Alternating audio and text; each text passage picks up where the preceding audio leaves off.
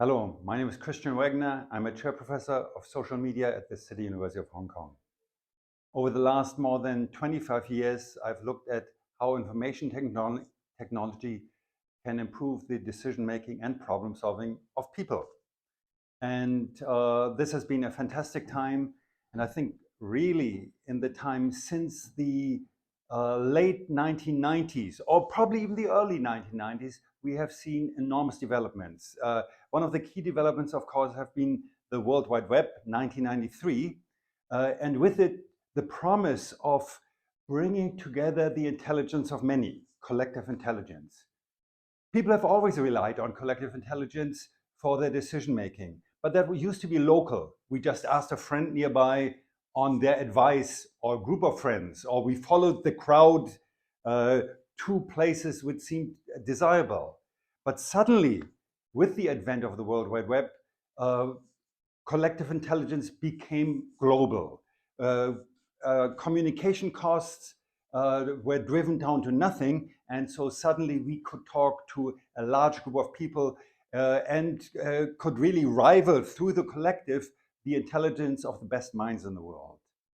And yet we have seen that when we aggregate this knowledge of many, an interesting development occurs. Namely, if we then bootstrap those findings on how the collective makes decisions, we can oftentimes explain this through processes we might call machine learning, regression, or other analytical models. And these analytical models, which essentially just reproduce the intelligence of the human decision makers, can then perform better.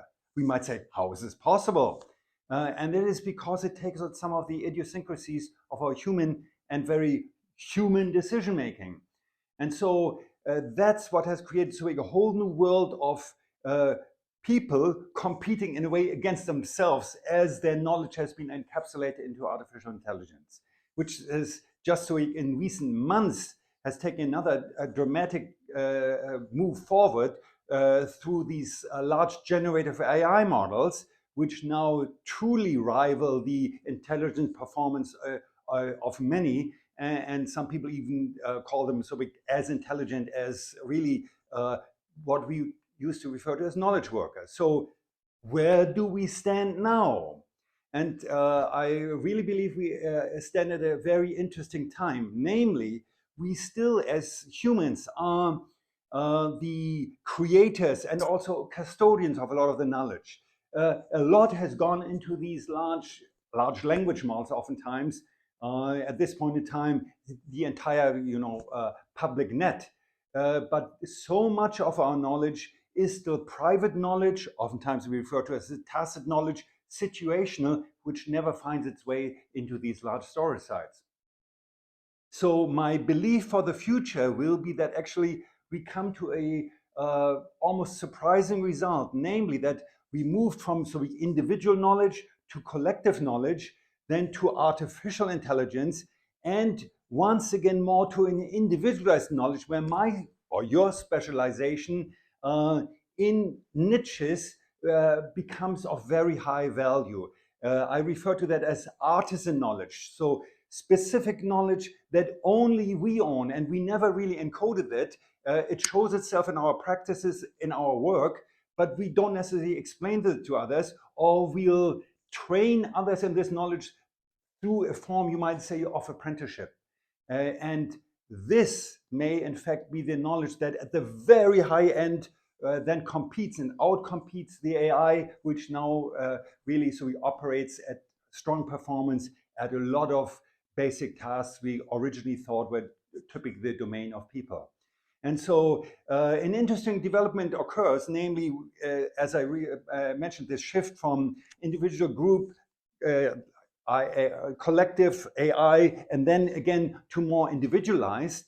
And it's going to be an interesting race and an interesting development, and will also probably raise questions of how to protect not just copyrights, but really idea rights. And so a lot of interesting questions for the future. I make one more final point about trust in this context, because trust is the key theme of this conference. Humans are individuals who have always operated on trust. So this trust is in us. Trust and pro-social behavior. This is research shows that 80–90% of the population operates like this. And it has borne itself out in our sharing, giving our knowledge to large sites, trusting others in online markets.